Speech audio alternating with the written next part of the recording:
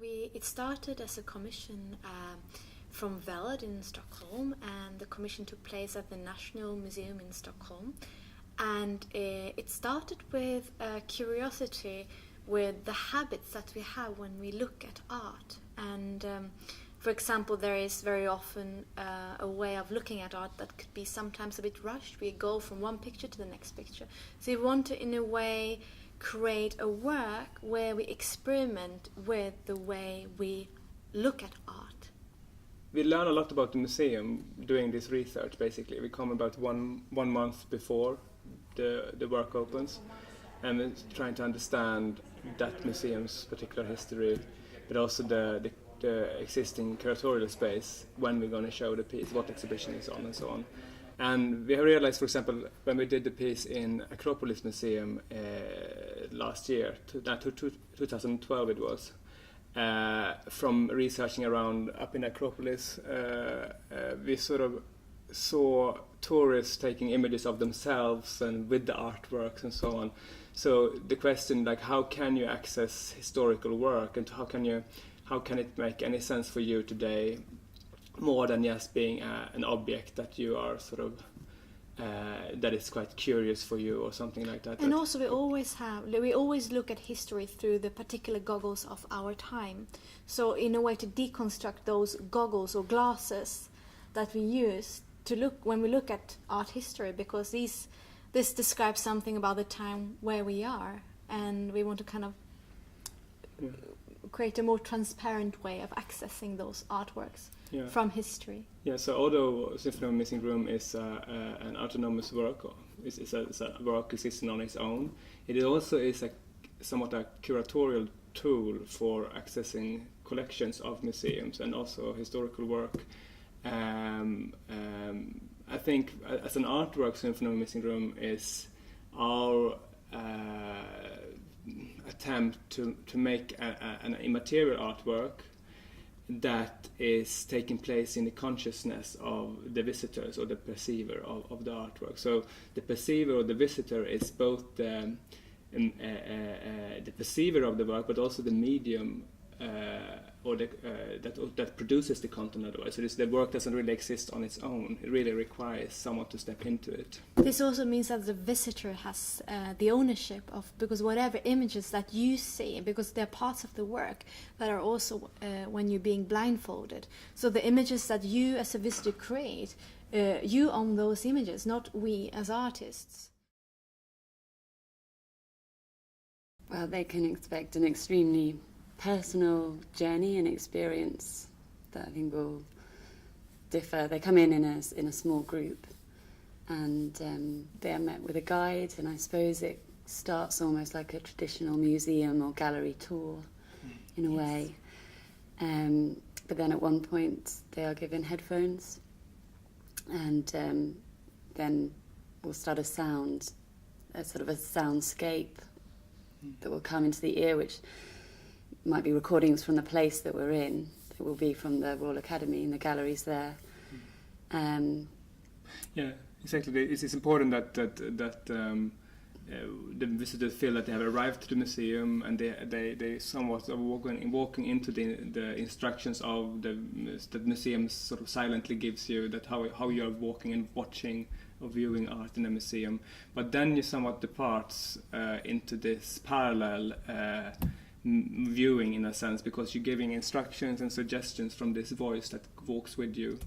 But eventually, we're not going to tell too much of this, but eventually, of course, you are getting goggles that deprive you from your vision, and from that point onwards, you are somewhat departing into deep or art history at least. But not only art history, but also our own history because Symphony of a Missing Room has now visited about 10 different museums. So in a way you enter the recording of all those different museums. Architecturally we have collected the sound. So in a way it's an archive of museums that you enter as well.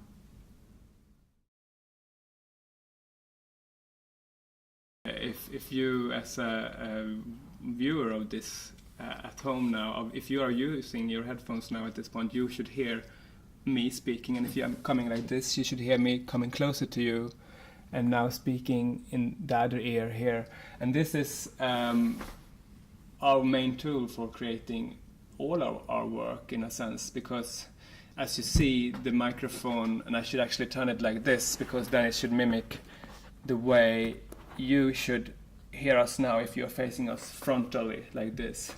When you don't see anything, of course, all of the other senses gets more activated. And with this microphone, we have the advantage of creating a sound that is as perfect as it can be from natural sound. So we can recreate a recorded sound and when you play it out, it feels like it's really there next to you. And we work with this microphone for the voice that goes with you, that it really feels like there is someone there.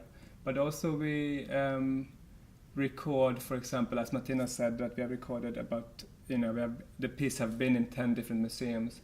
So when we pass through those spaces, when we have recorded from those 10 different museums, some traces of that is also here in Royal Academy. So you can sort of go into the, for example, to leave the summer exhibition, open a door and go into the museum in Hamburg, for example, and then you walk into another door, and then you pass through the National Museum in Stockholm.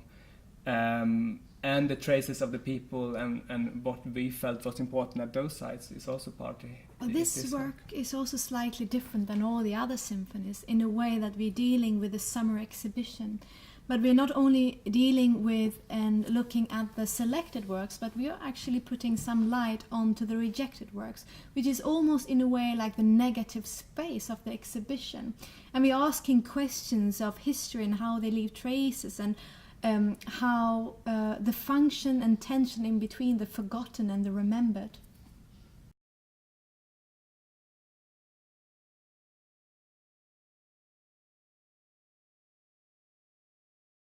Getting to know the building of the Royal Academy, which is incredible, going from a gallery space back to the fine rooms, which have so much history in them.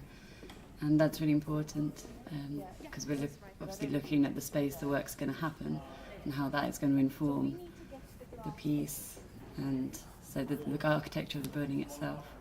And that's been really exciting, going behind all the doors that you can't normally go behind.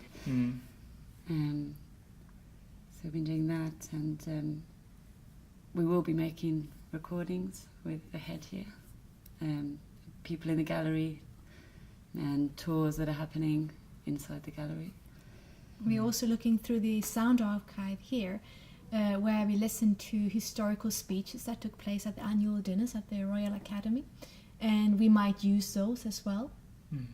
Equally, we found that in one site where this tour will take place, and a very important part of the tour, because here you are getting the white goggles on that makes you only see light and shadow, and this place where the sort of virtual or parallel tour starts, we saw that in this very room Charles Darwin gave his paper of the origin of species.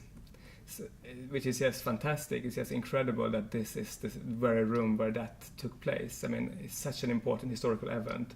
So I think Symphony of a Missing Room at Royal Academy is also spanning not only, the history of art, but also, the larger history of science and perception as well. That is so important for this work.